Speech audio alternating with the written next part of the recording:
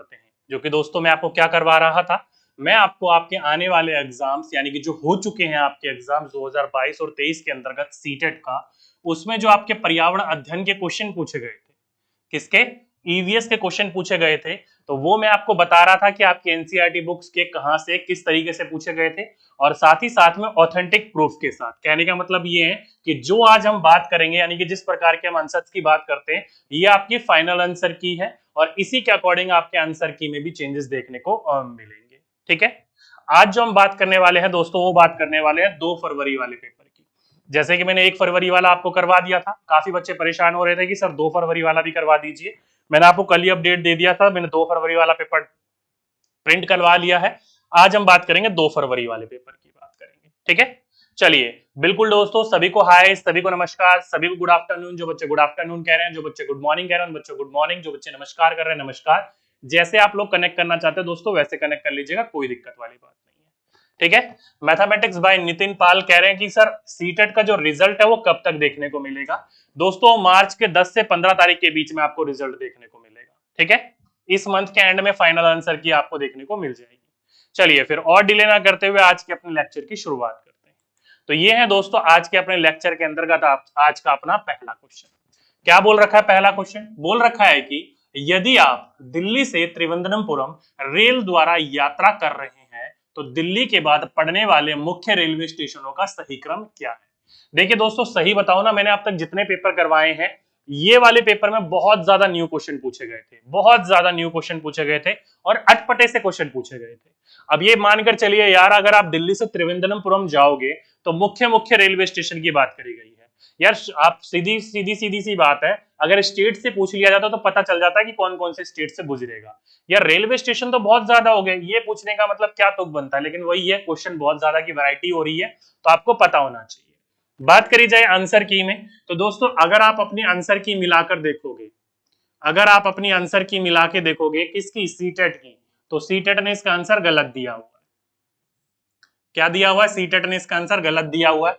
अब भाई मेरे हिसाब से गलत दिया हुआ, बाकी आप लोग भी एक बार मैच कर लीजिएगा।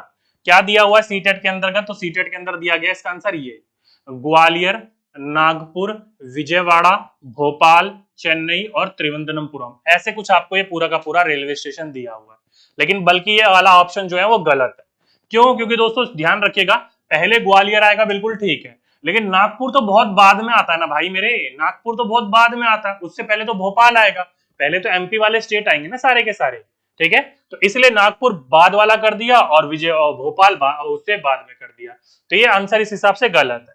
तो इसका सही क्रम जो होगा दोस्तों ये होगा, पहले आएगा आपका ग्वालियर, एमपी वाले स्टेट आएंगे, फिर आएगा आपका भोपाल। वैसे देखा जाए तो यूपी वाले स्टेट आने चाहिए, लेकिन नहीं आ रहे तो कोई बात नहीं, ग्वालियर आएगा, देन फिर भोपाल आएगा। वैसे ग्वालियर के बाद देखा जाए तो पहले मोरैना आता है, ग्वालियर आता है, ग्वालियर के बाद आपका भोपाल आता है, उसके बाद आपको क्या देखने को मिलेगा, नागपुर देखने को मिलेगा, फिर विजयवाड़ा देखने को मिलेगा, फिर चेन्नई और फिर त्रिवेंद्रमपुरम देखने को मिलेगा। ये पूरा का पूरा क्रम आपका बिल्कुल ठीक है। तो option number A is the right answer. जिस बच्चों ने अपने एग्जाम में यहाँ पर ए लगाया था वो बच्चे ने बिल्कुल सही आंसर लगाया था। एक बार इसका जिस बच्चों का 2 फरवरी को एग्जाम हुआ था आंसर की मिलाकर देखिएगा, आंसर की में शायद ये दे रखा है, मैंने गलत देख लिया होगा तो कोई बात नहीं, एक बार आप भी देख लीजिएगा। ठीक है, 25 जनवरी वाला कब कराओगे सर प्लीज? हमने क्वेश्चन पेपर 22 फरवरी को ही भेज दिया था। शर्मा जी बिहार वाले दोस्तों, मेरे पास 25 जनवरी वाला पेपर आ गया, लेकिन मैं उसको डाउनलोड कर रहा हूं तो क्वेश्चन पूरे के पूरे आ नहीं रहे हैं, लोड नहीं हो रहे हैं। ठीक है, इसलिए मैं आपको नहीं करवा पा रहा। बाकी मैं एक बार और देख लूंगा, किसी बच्चे ने और ने भी सेंड करा होगा 25 वाला, तो मैं प्रिंट करवा के करवा दूंगा आपको। ठीक, ए इज द राइट आंसर। कैसे? चलिए मैप पर चलते हैं। देखिए दोस्तों ये है अपना मैप। ये अगर आप इंडियन रेलवे की बात करी जाओगे तो ये देखो, ये है हमारा नई दिल्ली। नई दिल्ली से जाना है दोस्तों इसको त्रिवेंद्रमपुरम, ये है त्रिवेंद्रमपुरम।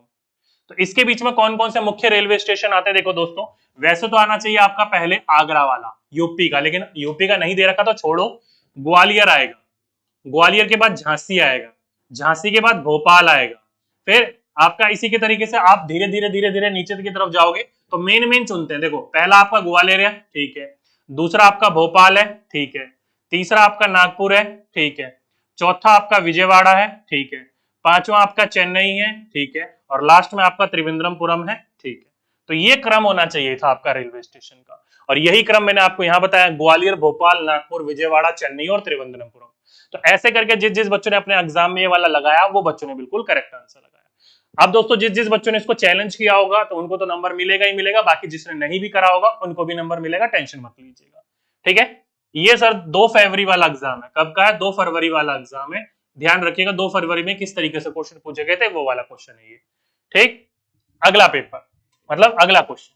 अगला क्वेश्चन बोला गया है कि कल्पना कीजिए कि आप अपने विद्यार्थियों के साथ विद्यालय में हैं और अचानक भूकंप आ जाता है, तो भूकंप के दौरान आप किन सुरक्षा उपायों का पालन करोगे या करेंगे? तो ये दोस्तों आपसे क्वेश्चन पूछा गया। मान लो आप अपने स्कूल में हो, स्कूल के अंतर्गत आपको क्या देखने को मिला है? वो आपको देखने को मिला भूकंप। ठीक है, एक बच्चा बोल रहा है सर सीटेट का न्यू बैच कब से चालू होगा? दोस्तों होली के बाद, होली के आसपास सारी की सारी चीजें क्लियर हो जाएंगी और होली के बाद आपको बहुत सारे बैचेस देखने को मिलेंगे हमारी तरफ से। मैं आपको अपडेट कर दूंगा कैसे ज्वाइन करना है, कितनी फीस होगी, किस तरीके से क्लासेस चलेगी, कौन सा टीचर क्या पढ़ाएगा, कब मॉक टेस्ट होंगे, किस तरीके से प्रैक्टिस सेट होंगे, किस तरीके से थियोरेटिकल पोर्शन होगा, सब डिटेल में बताऊंगा। बस मैं होली का वेट कर रहा हूं और कुछ टीचर्स का आने का वेट कर रहा हूं। ठीक, चलिए तो ये क्वेश्चन पूछा गया। तो देखो दोस्तों यहां पर देखा जाए ये वाला क्वेश्चन जो है थोड़ा सा क्या है, कंट्रोवर्सी वाला क्वेश्चन है, क्योंकि इसमें 2 ऑप्शन ठीक है। जब भी भूकंप आता है दोस्तों, देखो सबसे पहला कदम क्या होना चाहिए? आप इमारत के बाहर दौड़ जाएंगे।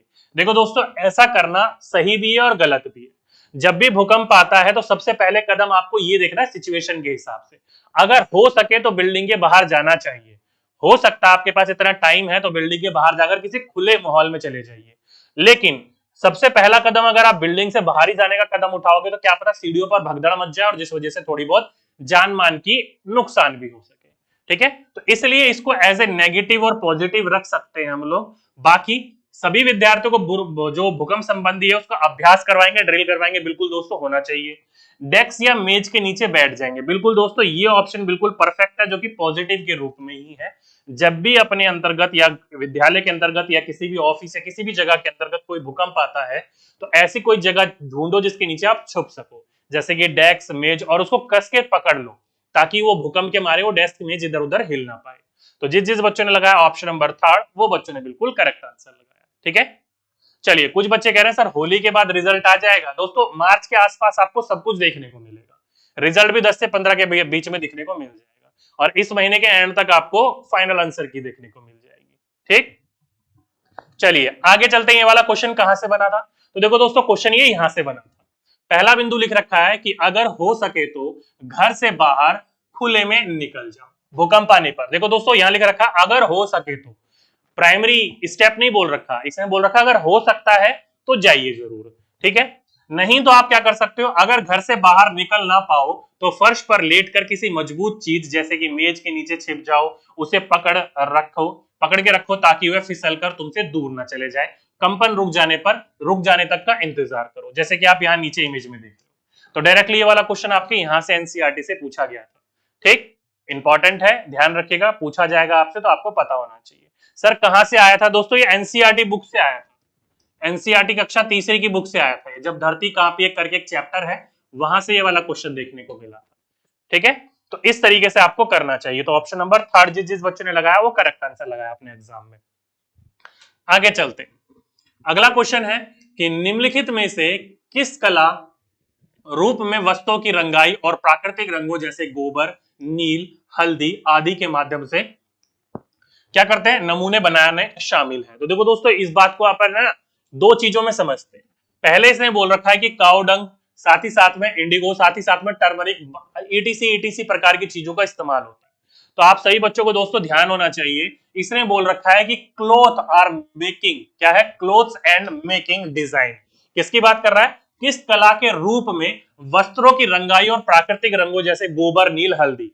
तो देखो दोस्तों अगर आप यहां से पढ़ोगे जैसे कि गोबर, नील, हल्दी, इसका इस्तेमाल कहां किया जाता है? तो प्राकृतिक रंगों का इस्तेमाल करने के लिए, पेंटिंग बनाने के लिए किया जाता है, जो कि मधुबनी में किया जाता है। किसमें? मधुबनी में किया जाता है।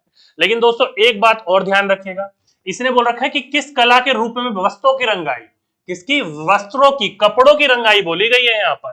ध्यान रखिएगा ये जो मधुबनी होती है पेंटिंग है, वस्त्रों की रंगाई नहीं है, ये पेंटिंग है। तो जिस जिस बच्चों ने मधुबनी लगाया वहां तो ये दिक्कत हो गई। लेकिन दोस्तों जिस जिस बच्चों ने इसका कलमकरी लगाया वो बच्चों ने बिल्कुल सही आंसर लगाया। अगर आप दोस्तों ध्यान से पढ़ोगे, ध्यान से आपको पता चलेगा कि प्राकृतिक रंगों के द्वारा भी कलमकरी का निर्माण किया जाता है, बनाया जाता है।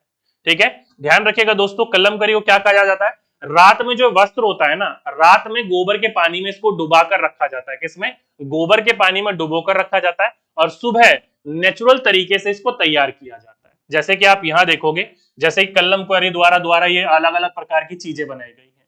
क्या किया जाता है दोस्तों, आप सही बच्चों को पता है, कलमकरी जो है वो आंध्र प्रदेश की एक प्रमुख क्या है, कला है।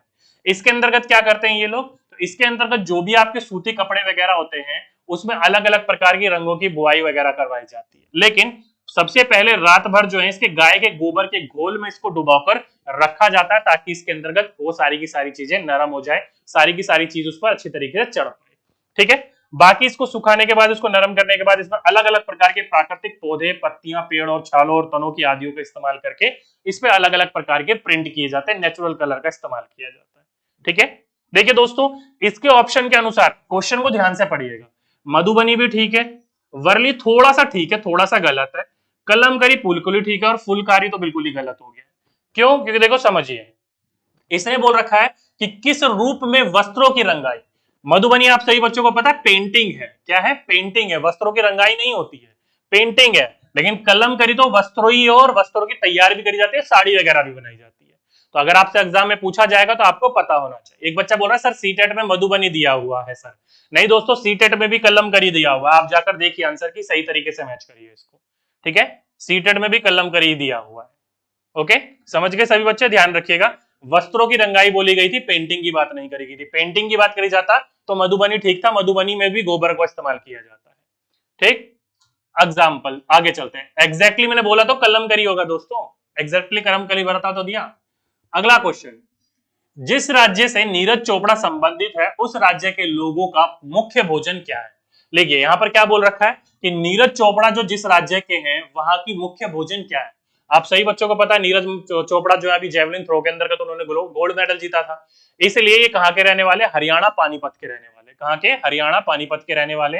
पानीपत यानी कि हरियाणा की भोजन की बात करी गई थी। तो हरियाणा की भोजन की बात करी जाए तो गेहूं की रोटी, बाजरे की रोटी, बाजरे की खिचड़ी, छाछ, दही, मक्खन, साथ ही साथ में दाल या फिर साग वगैरह, इन चीजों का बहुत ज्यादा सेवन किया जाता है वहां पर।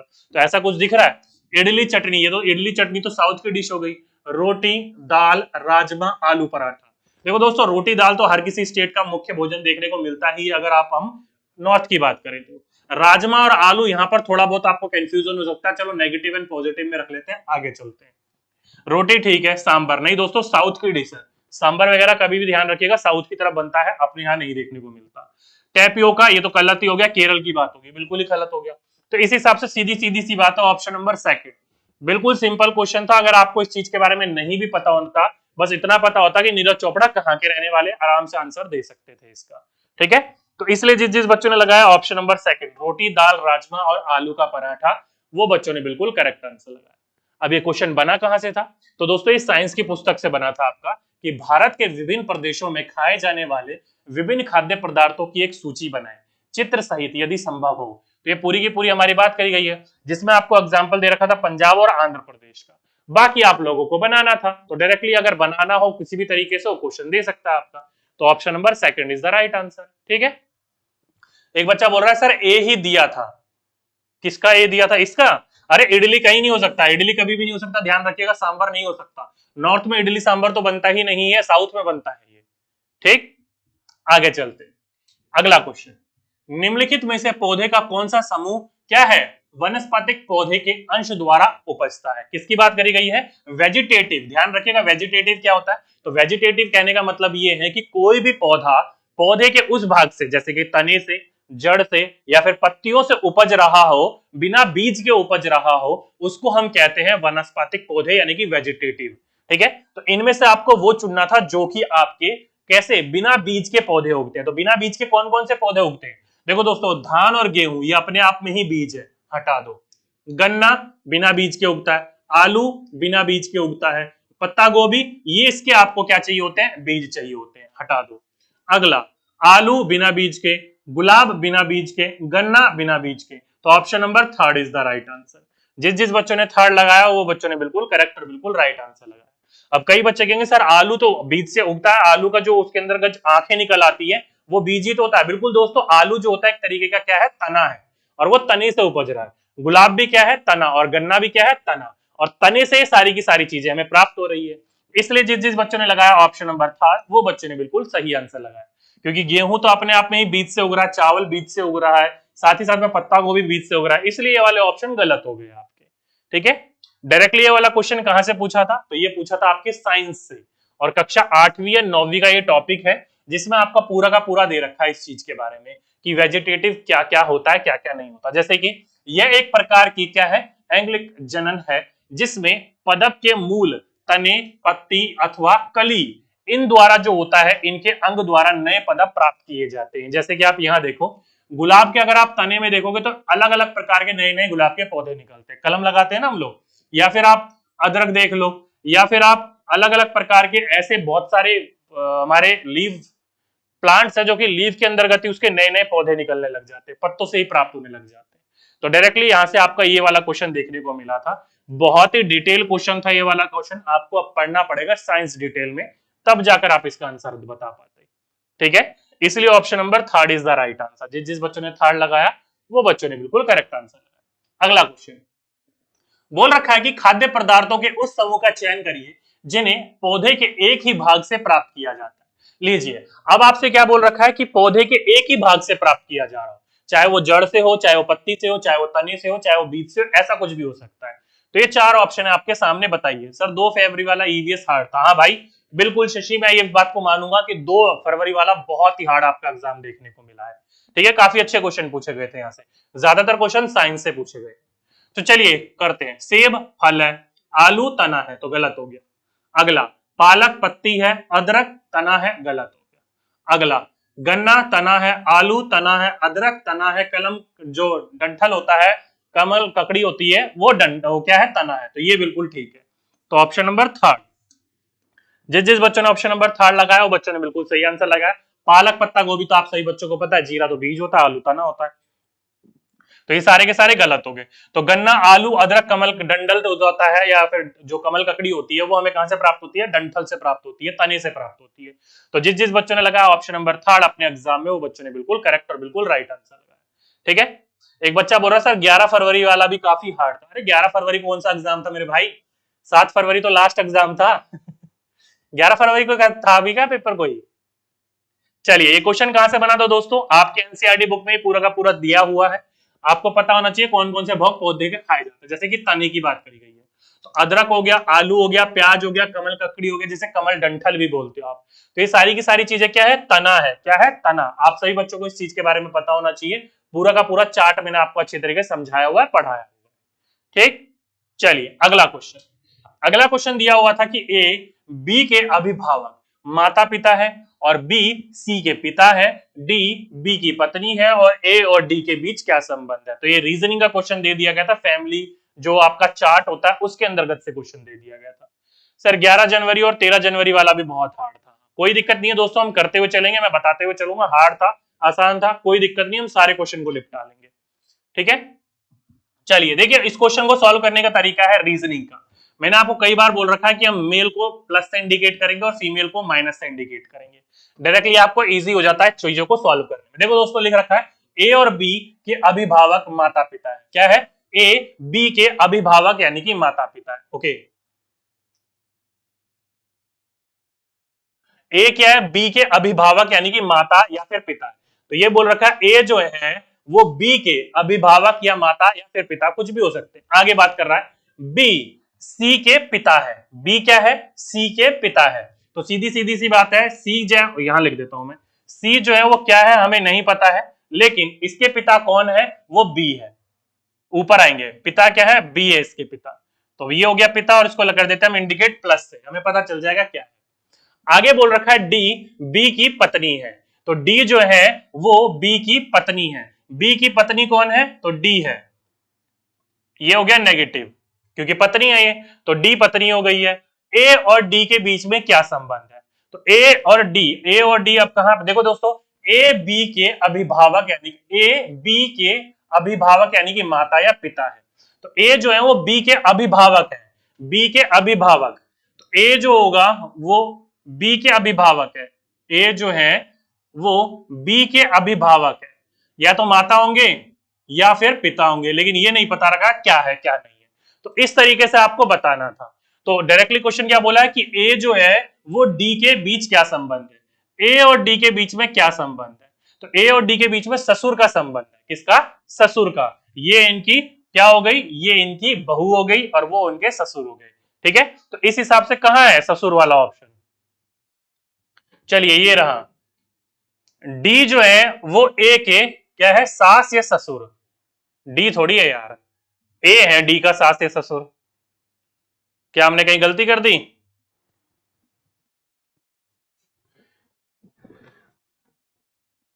डी जो है वो ए की पुत्र वधु, बिल्कुल ये ठीक है, पुत्र वधु ही कहते हैं ना भाई। डी जो है वो ए की पुत्र वधु है। क्या कहते हैं? पुत्र वधु, यही कहते हैं ना भाई। पुत्र वधु क्या होता है? पुत्र वधु मतलब बेटे की बहू, यही कहते हैं ना पुत्र वधु को। हाँ, तो ऑप्शन नंबर ए, जिस जिस बच्चे ने ऑप्शन नंबर ए लगाया वो बच्चों ने बिल्कुल करेक्ट और बिल्कुल राइट आंसर लगाया। ठीक है, नहीं बी नहीं होगा, ए होगा। ए जिस जिस बच्चों ने लगाया वो बच्चों ने बिल्कुल करेक्ट आंसर लगाया। ठीक है, पुत्र वधु यही होता है ना सर। 9 जनवरी वाला करवा दिया, बिल्कुल दोस्तों, सारे करवाऊंगा, धीरे धीरे करवाऊंगा, एक बार में नहीं हो सकता ना सारे पेपर। हाँ, तो ए जिस जिस बच्चों ने लगाया था अपने एग्जाम में वो बच्चों ने बिल्कुल करेक्ट और बिल्कुल राइट आंसर लगाया था। ऐसे रीजनिंग के क्वेश्चन जो रिलेशन वाले होते हैं हम ऐसे तरीके से सॉल्व करते हैं, आराम से हो जाते हैं। चलिए अगला क्वेश्चन, निम्नलिखित में से किसका फैलाव यानी कि छत्राव जो होता है वो अधिकांशतः पशुओं द्वारा होता है।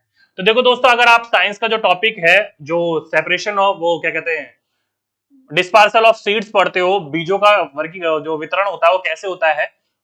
सर मेरे 121 बैठ रहे हैं, नंबर घटेंगे तो नहीं, नहीं दोस्तों नहीं, ऐसे तो कोई दिक्कत वाली बात नहीं है, आपके उतने ही होंगे, कोई दिक्कत नहीं है। ठीक है, तो डायरेक्टली आपसे पूछा कि इनमें से कौन से ऐसे बीज हैं जो कि पशुओं के द्वारा फैलाए जाते हैं। तो पशुओं के द्वारा देखो दोस्तों, ध्यान रखिएगा, सूरजमुखी जो होता है वो हवा के द्वारा, वायु के द्वारा, एयर के द्वारा फैलता है। आग भी इसी के द्वारा फैलता है।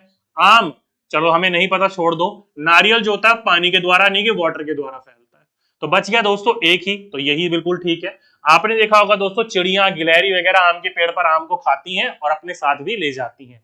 तो क्या होता है, एक जगह से दूसरे स्थान पर कौन ले जा रहे हैं? जीवों के द्वारा लिया जा रहा है ये। तो आम इज द राइट आंसर। जिस जिस बच्चों ने आम लगाया वो बच्चों ने बिल्कुल करेक्ट आंसर लगाया। अब ये क्वेश्चन कहां से बना था दोस्तों? यहां से।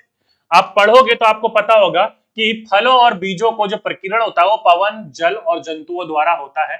जैसे कि सहीजन जिसे ड्रमस्टिक कहा जाता है, दुई फल जिसे मैपिल कहा जाता है, या फिर इसी के साथ साथ में आक हो गया, या फिर सूरजमुखी के बीज हो गए। ये सारे के सारे एक स्थान से दूसरे स्थान पर पवन के द्वारा जाते हैं। किसके द्वारा? पवन के द्वारा। तो देखो दोस्तों, सूरजमुखी हो गया, आक हो गया, पवन के द्वारा एक स्थान से दूसरे स्थान पर जा रहे हैं। अगला आप यहीं पर ही पढ़ोगे तो यहीं पर ही आपको कहीं मिल जाएगा। देखिए ये रहा, उदाहरण के लिए नारियल। नारियल जो है एक ऐसा है जो कि एक स्थान से दूसरे स्थान पर जा सके। ये क्या होता है, किस तरीके से जाते हैं? तो ये जाते हैं दोस्तों, यहीं पर ही पढ़ोगे तो जल के द्वारा ही होगा, कहीं लिखा होगा, देखिए ये देखो, जल के द्वारा तैरते हुए एक स्थान से दूसरे स्थान पर चले जाते हैं। तंतुनुमा होता है, रेशेदार होता है। तो नारियल जल से चला गया, आक और सूरजमुखी हवा से चला गया, बच गया एक ही। तो आम इज द राइट आंसर। और आम को आप काफी बार देखोगे तो चिड़िया वगैरह, तोते वगैरह एक स्थान से दूसरे स्थान पर ले जाती है। ठीक है, तो option number third is the right answer. जिस जिस बच्चों ने थर्ड लगाया वो बच्चों ने बिल्कुल करेक्ट आंसर लगाया। फाइनल आंसर की इस महीने के एंड तक आ जाएगी डियर। ठीक, चलिए अगला क्वेश्चन बोला है, चिड़ियों के उस समूह की पहचान करिए जो अपनी भोजन संबंधित आदतों के आधार पर एक दूसरे के समानता रखती है। तो इनमें से आपको वो चुननी थी जो कि एक दूसरे के समान है भोजन के मामले में। तो देखो दोस्तों, मोर दाने वगैरह खाता है, तोता मिर्ची वगैरह खाता है, कबूतर दाने वगैरह खाता है। तो देखा जाए तो थोड़ा सिमिलरिटी है, थोड़ा अलग अलग देखने को मिलता है। तोता, मिर्ची, कौवा, कौवा जो होता है ये सर्वाहारी होता है, मांस वगैरह भी खाता है, दाने वगैरह भी खाता है, तो ये तो गलत हो गया। उल्लू, बाज, चील, ये क्या कहलाते हैं? तो ये ऐसे हैं जो कि मांस को निचोड़ निचोड़ कर आपस में खा पा ले लेते हैं।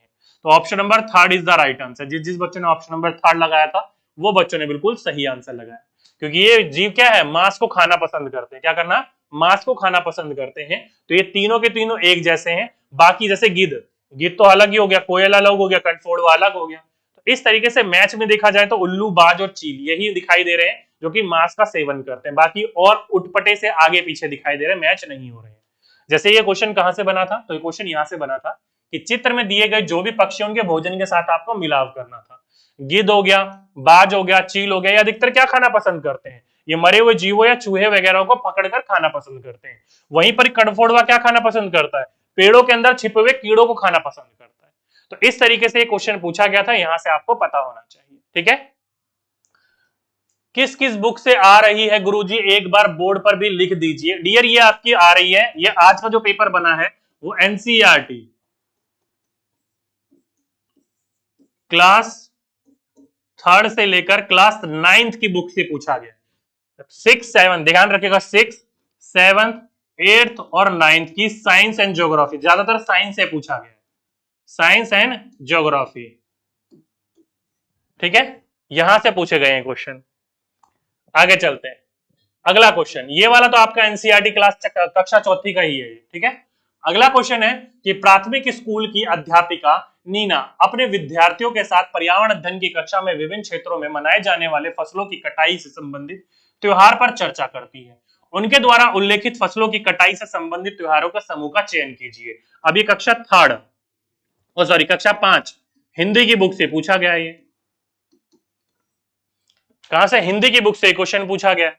ठीक है, अब देखो दोस्तों, आप सभी बच्चों को पता होगा, हमने काफी सारे फेस्टिवल पढ़े। मैं जब अपने बच्चों को पढ़ा रहा था, पेड़ वालों को, तो वहां पर मैंने ये सारी की सारी चीजें अच्छी तरीके से उनको बताई थी। पूरा का पूरा एक अलग तरीके से मैंने उनको सारी की सारी समझाई थी चार्ट के द्वारा।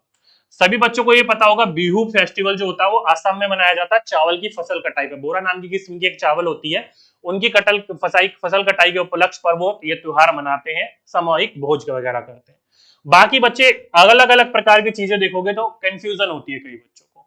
और अधिकतर हमारे जो त्योहार मनाए जाते हैं जनवरी से लेकर मार्च के बीच में, ये सारे के सारे फसल के उपलक्ष्य में ही मनाए जाते हैं। ठीक है, तो यहां पर देखा जाए तो दोस्तों, बिहू हो गया, वैसाखी हो गया, मकर संक्रांति हो गया और लोहड़ी हो गया, ये ऐसे फसल के त्योहार है जो कि हमारे अलग अलग क्षेत्रों में मनाए जाते हैं। ठीक है, लेकिन अगर आप आगे बात करोगे तो होली यहां से खत्म हो गया, करवा चौथ यहां से खत्म हो गया, ईद यहां से खत्म हो गया, दीपावली यहां से खत्म हो गया, नवरात्रि यहां से खत्म हो गया, गुरु पूर्णिमा यहां से खत्म हो गया। क्यों? क्योंकि फसलों से जुड़े हुए त्योहार नहीं है, ये अलग अलग प्रकार की जो धार्मिक अपनी अपनी मान्यता है उनके आधार पर ये त्योहार है। बात करी जाए इनकी, तो दोस्तों मैंने एक ये पूरा का पूरा आपको पढ़ाया था फसलों के त्योहार, ये एक टॉपिक है हमारा। उस टॉपिक में मैंने आपको पढ़ाया था कि उत्तर प्रदेश, बिहार और मध्य प्रदेश में मकर संक्रांति और साथ ही साथ में तिल संक्रांति के रूप में इसको सेलिब्रेट करते हैं, फसलों के त्योहार है। असम में बिहू, केरल में ओणम, तमिलनाडु में पोंगल, पंजाब में लोहड़ी, झारखंड में सरहुल और गुजरात में पतंग का पर्व, खेती से जुड़े हुए, फसलों से त्योहार जुड़े हुए सारे के सारे मनाए जाते हैं। तो जिस जिस बच्चों ने ऑप्शन नंबर ए लगाया था वो बच्चों ने बिल्कुल करेक्ट आंसर लगाया था। ठीक है सर, क्या क्लास 8 के अंतर्गत ईवीएस की बुक होती है? नहीं दोस्तों, अंसारी जी, क्लास 5th तक की ईवीएस की बुक होती है। 6th, 7th और 8th के अंतर्गत साइंस, ज्योग्राफी और हिस्ट्री वगैरह देखने को मिल जाती है। तो वहां से क्वेश्चन पूछे गए थे, ज्योग्राफी और साइंस से ज्यादातर क्वेश्चन पूछे गए थे आपके। ठीक है, ईवीएस की बुक नहीं होती है, 5 के बाद तो ईवीएस की बुक होती ही नहीं है मेरे भाई। अगला क्वेश्चन, बोला गया था कि आप पश्चिमी घाट यानी कि वेस्टर्न घाट, आप सही बच्चों को पता है ये वाला भाग, ये हमारा जो है ये वाला भाग, ये पूरा का पूरा घाट क्या कहलाता है? पश्चिमी घाट कहलाता है। क्या कहलाता है? वेस्टर्न घाट कहलाता है। बोल रखा है कि आप पश्चिमी घाट से पर्वतीय स्थलों के भ्रमण पर जाना चाहते हैं, आप स्थलों के किस समूह का चयन करेंगे? तो देखो दोस्तों, आपको ऐसी इलाके में जाना है जो कि वेस्टर्न घाट के क्या है, हिल स्टेशन है, यानी कि पहाड़ी क्षेत्र है। क्या है? पहाड़ी क्षेत्र है। अब आपको पता होना चाहिए पहाड़ी क्षेत्र, पहली बात तो आपको वेस्टर्न घाट के सारे राज्य पता होने चाहिए, तभी आप इन चीजों के बारे में बता कर पाओगे। देखो दोस्तों, पहला बेंगलुरु, कहां का है? कर्नाटका का। गांधीधाम, गांधीनगर गुजरात का। गोवा, गोवा का है। तो गोवा की बात करी जाए तो दोस्तों ये समुद्री इलाका है, पहाड़ी इलाका थोड़ी है, खत्म हो गया यहां से। अगला मुंबई, मुंबई भी क्या है? समुद्री इलाका है, खत्म हो गया यहां से, महाराष्ट्र का है। अगला है विशाखापट्टनम, ठीक है, भुवनेश्वर, ठीक है, पुरी, ठीक है। तो उड़ीसा और साथ ही साथ में आपको कर्नाटका और महाराष्ट्र के इलाके देखने को मिल रहे हैं। महाबलेश्वर, मुन्नार और ऊटी। आप सही बच्चों को पता है ऊटी जो है आपका तमिलनाडु में पड़ता है, हिली स्टेशन है। मुन्नार केरला में पड़ता है, यहाँ की चाय बड़ी फेमस है, हिली स्टेशन है। तो ये दो तो है, और साथ ही साथ में महाबलेश्वर महाराष्ट्र का, ये भी बहुत ज्यादा फेमस है हिली स्टेशन के लिए। तो ध्यान रखिएगा दोस्तों, ये इज द राइट आंसर। जिस जिस बच्चों ने इसका ऑप्शन नंबर 4 लगाया वो सभी के सही बच्चों ने बिल्कुल करेक्ट आंसर लगाया। हिली स्टेशन पूछे गए थे, भुवनेश्वर या विशाखापट्टनम ये आपके देखने को नहीं मिलते हैं। ठीक है, तो पहाड़ी इलाके पूछे गए तो पहाड़ी इलाके महाबलेश्वर, मुन्नार और ऊटी। मुन्नार और ऊटी तो बहुत ज्यादा फेमस है हिली स्टेशन के रूप में। आप कभी भी किसी से पूछेगा अगर आप साउथ में जाना चाहते हो तो कहाँ जाना पसंद करते हैं, तो ऊटी जाना पसंद करते हैं तमिलनाडु के अंतर्गत, या फिर मुन्नार में जाना बहुत ज्यादा पसंद करते हैं। ठीक है, तो जिस जिस बच्चों ने डी लगाया वो अपने ऑप्शन में, वो सभी के सही बच्चों ने बिल्कुल करेक्ट और बिल्कुल राइट आंसर लगाया। डायरेक्टली ये क्वेश्चन कहां से पूछा गया था? पर इन्वायरमेंट स्टडी लिखा देखा क्लास 8th में। बिल्कुल दोस्तों, बुक के अंदर जब पढ़ते हो जब, तो वहां पर लिखा रहता है इन्वायरमेंट स्टडीज, क्योंकि दोस्तों इन्वायरमेंट की बात करी जाए तो हमारा ज्योग्राफी जो है वहीं पर ही बहुत सारी चीजें देखने को मिलती है। बुक के ऊपर लिखा हुआ बिल्कुल ठीक है, लेकिन ईवीएस क्लास 5th तक की बुक होती है, 6th में ईवीएस की बुक नहीं होती, सेपरेट हो जाती है। आपने कभी 5th के अंतर्गत हिस्ट्री देखी है, पॉलिटिक्स देखी है, इकोनॉमिक्स देखी है, ज्योग्राफी देखी है? नहीं, ये सारी की सारी चीजें ईवीएस में रखी रहती है। लेकिन जैसे ही 6th में आता है बच्चा तो ईवीएस खत्म होकर ज्योग्राफी अलग हो जाती है, साइंस अलग हो जाती है, बाकी सब्जेक्ट भी अलग अलग हो जाते हैं। ठीक है, लिखा हुआ देखा वो बिल्कुल ठीक है, लेकिन साइंस 6 के अंतर्गत जो से 8 तो 6 7 के अंतर्गत कहीं पर भी ईवीएस नहीं होती है। ठीक, अब ये क्वेश्चन कहां से पूछा गया था दोस्तों? तो ये क्वेश्चन पूछा गया था यहां से। ये पूरा का पूरा टॉपिक पढ़ोगे पश्चिमी घाट वाला और पूर्वी घाट वाला, तो यहां पर आप यहां पर पढ़ोगे तो ये सारे के सारे ऊटी हो गया या फिर आपका कोडाईकनाल हो गया, ये सारे के सारे क्या है, पहाड़ी नगर के स्थित है ये पूरा का पूरा। इसमें आप जब पढ़ते हो तो यहाँ की ये बात करी गई है, यहां से डायरेक्टली क्वेश्चन आपके एग्जाम में पूछा गया है। तो पूरा का पूरा आपको स्टेटमेंट पढ़ना पड़ेगा, पश्चिमी घाट के सारी की सारी चीजें आपको पता चल जाएंगी। ठीक है, और कुछ चीजें आपको खोज भी करने की बात करी गई थी। तो जिस जिस बच्चों ने लगाया 4th वो सभी के सभी बच्चों ने एग्जाम में बिल्कुल ठीक लगाया। ठीक, अगला क्वेश्चन, निम्नलिखित में से कौन सा जोड़ा या कि युग्म सही है? कौन सा जोड़ा युग्म सही है? एक बच्चा पूछ रहा है कि सर क्लास कितने बजे चलती है? भाई क्लास का टाइमिंग डेली 12 बजे है हमारी क्लास का। डेली मैं आपके लोगों के लिए 12 बजे लाइव उपस्थित होता हूं। 12 बजे अपनी डेली क्लास होती है संडे को छोड़कर। संडे के दिन हम अलग अलग प्रकार की चीजों के ऊपर बात करते हैं, लेकिन डेली हमारी क्लास का टाइमिंग है 12 बजे। ठीक, अगला क्वेश्चन, निम्नलिखित में से कौन सा युग्म यानी कि युगल जो है वो जोड़े में है, सही है? तो आप सही बच्चों को पता है गुलाब है, गुलाब कहां से वृक्ष हो गया, झाड़ी के अंतर्गत आता है। गुलाब देखा है आपने, इसके तने थोड़े मोटे होते हैं, हैवी होते हैं, लेकिन नीचे से इसकी पत्तियां आती है। ठीक है, इतने मोटे नहीं होते, झाड़ियों के अंतर्गत देखने को मिलता है। करेला, ये बेल होती है, लता होता है, क्रीपर होता है। बिल्कुल दोस्तों, option number 2 is the right answer. Bitter gourd जो होता है, कड़वा करेला जो होता है, इसकी बेलें होती है, क्या होती है, बेल होती है, क्रीपर होता है ये ठीक है। गुलाब जड़ी बूटी गलत हो गया, या फिर करेला झाड़ी गलत हो गया। तो इस हिसाब से option number 2 is the right answer था। ये भी साइंस का टॉपिक है, आपको सभी बच्चों को मैंने पढ़ाया हुआ है कि कमजोर तने वाले पौधे सीधे खड़े नहीं हो सकते हैं और ये भूमि पर फैल जाते हैं, इन्हें हम वृष्पिलता कहते हैं। क्या कहते हैं, वृष्पिलता। जैसे कि कद्दू हो गया, तरबूज हो गया, खरबूज हो गए, जमीन पर फैलते हैं। और वहीं पर ही कुछ ऐसी लताएं होती है जो ऊपर चढ़ जाती है आरोही, जैसे कि आप फॉर एग्जाम्पल के रूप में ये हो गया, क्या है ये, मनी प्लांट। देखा होगा, उसको सहारा मिलता है ऊपर चढ़ जाता है, करेले को सहारा मिलता है ऊपर चढ़ जाता है, तो क्या कहलाते हैं, क्रीपर कहलाते हैं। तो जिस जिस बच्चों ने लगाया ऑप्शन नंबर 2 वो बच्चों ने बिल्कुल करेक्ट आंसर लगाया। ठीक है सर, सीटेट इंटरव्यू मीटअप कितने नंबर पर रखे रहे हो? Okay dear, CTET interview meetup कोई दिक्कत वाली बात नहीं है, अच्छे से अच्छे नंबर लेके आओ, सभी बच्चों का करा जाएगा। ऐसी कोई दिक्कत वाली बात नहीं है कि किसी स्पेशल बच्चे का ही होगा या 140 नंबर वाले का ही होगा। नहीं दोस्तों, कई बच्चे ऐसे होते हैं जो हमसे संपर्क करते हैं, हमसे मिलना चाहते हैं, बात करना चाहते हैं, चाहे उनके 100 नंबर हो, 110 नंबर हो, 120 नंबर है, तो मना नहीं करते हैं किसी को भी। ठीक है, बस ये है कि जितना ज्यादा नंबर होते हैं उतनी खुशी हमें भी होती है और आप लोगों को भी होती है। ओके, चलिए आगे क्वेश्चन। अगला है, निम्नलिखित में से कौन सा जानवर गाय, भैंस और भेड़ का सबसे निकटतम संबंधी है? तो देखो दोस्तों, सबसे निकटतम बोला गया है गाय, भैंस और भेड़। ये तीनों की तीनों क्या है, आप सभी बच्चों ने एक चैप्टर 12 के अंतर्गत जब ज्योग्राफी पढ़ोगे तो भी आप पढ़ते हो, बाकी और चैप्टर पढ़ोगे तो भी पढ़ते हो आप। एनिमल हस्बेंड्री कहने का मतलब ये है कि मनुष्य जो होता है अलग अलग जीवों को पालता है, उसको दूध वगैरह बेचकर, मक्खन वगैरह बेचकर, दही वगैरह बेचकर पैसे अर्जित करने के लिए। तो देखो, गाय भी पालता है, भैंस भी पालता है, भेड़ भी पालता है, दूध के लिए भी पालता है, ऊन के लिए भी पालता है और अलग अलग प्रकार की चीजों के लिए भी पालता है। तो यहां पर उसी प्रकार से मनुष्य हो गया, कुत्ता हो गया, बिल्ली हो गया या बकरी हो गया, तो सीधी सीधी सी बात है बकरी होगा। Option number 4 is the right answer. जिस जिस बच्चे ने 4th लगाया वो बच्चों ने बिल्कुल करेक्ट और बिल्कुल राइट आंसर लगाया। मनुष्य थोड़ी पालते हैं दोस्तों हम लोग, कैसी बात कर रहे हो आप लोग, हट। बकरी इज द राइट आंसर। हाँ, जिस जिस बच्चे ने इसका बकरी लगाया वो बच्चों ने बिल्कुल सही आंसर लगाया। सर, सीटेट में अच्छे नंबर पास होने के लिए केवल ईवीएस के लिए लगभग 12 किताबें पढ़ने पड़ेंगे। दोस्तों, आप सही बच्चों को पता है, मैंने जब पढ़ा रहा था उस समय मैंने आपको बताया था किताबें नहीं पढ़नी है, उस किताबों के अंतर्गत इंपॉर्टेंट टॉपिक है वो पढ़ने हैं। पूरी किताब पढ़ोगे तो बस हो जाएगा काम। किताबों के अंतर्गत एक इंपॉर्टेंट टॉपिक दिए हुए वो टॉपिक पढ़ने। और देखा जाए तो ये अच्छी चीज है यार, पिछले 2011 से लेकर अब तक ईवीएस बिल्कुल सेम रटी रटाई आ रही है, तीसरी चौथी पांचवी की। थोड़ी सी वैरायटी देखनी चाहिए, थोड़े से आपको बाहर जाकर निकलना पड़ेगा, अलग अलग प्रकार क्वेश्चन लाने पड़ेंगे। बिल्कुल सही है देखा जाए तो, ठीक है। तो ये दोस्तों क्वेश्चन आपका एनिमल हस्बेंड्री से क्वेश्चन पूछा गया था, वहां से आपका ये क्वेश्चन बना था। अगला क्वेश्चन, निम्नलिखित में से कौन सी विशेषता साइबेरियन सारस की नहीं है? देखो दोस्तों, इनमें से एक ऐसी विशेषता है जो कि साइबेरियन सारस की बिल्कुल भी नहीं है, वो आपको चुननी है। साइबेरियन सारस आप सभी बच्चों को पता है कि सर्दियों के दिनों में ये भारत के अंतर्गत जैसे कि हरियाणा राजस्थान जो है वहां पर आते हैं, किस चीज के लिए? प्रवास करने के लिए। प्रवासी पक्षी है और साथ ही साथ में वहां पर अपना ये जोड़ा भी बनाते हैं और साथ ही साथ में प्रजनन भी करते हैं। तो यहां पर इनमें से चारों में से एक चीज चुननी थी आपको जो इसकी गलत थी, यानी कि सही नहीं है, वो चुननी थी। तो पहला, वह शीत जलवायु से प्रवास करते हैं। बिल्कुल दोस्तों सही आंसर है, तभी तो ये सर्दियों के दिनों में हमारे भारत के अंतर्गत आते हैं। राजस्थान हरियाणा जो होता है इस इलाके में देखने को मिलता है सर्दियों के दिनों में। तो ऑप्शन ए बिल्कुल ठीक है। वह गर्म स्थानों पर प्रजनन करते हैं। बिल्कुल दोस्तों, जैसे कि हरियाणा राजस्थान जो देखा जाए वो ज्यादा ठंडा इलाका नहीं है, थोड़ा गर्म इलाका है, तो ये भी बिल्कुल ठीक देखने को मिलता है। साथ ही साथ में वह अपने आवासों में अलग से अकेले रहते हैं। नहीं दोस्तों, ये किसने आंसर बताया? ये गलत है। अकेले नहीं, आप प्रजनन के लिए आते हैं या प्रवास करने के लिए आते हैं, ये तो ये गलत हो गया।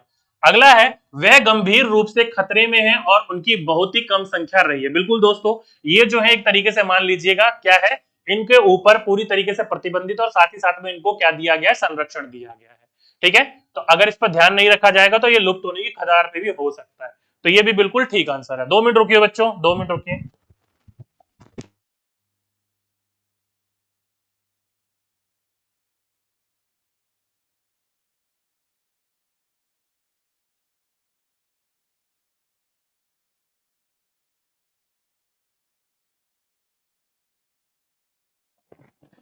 ठीक है, तो इस हिसाब से दोस्तों सारस्ती नहीं है, तो वो आपको चुनना था, तो ऑप्शन नंबर थर्ड ये बिल्कुल नहीं है इसकी।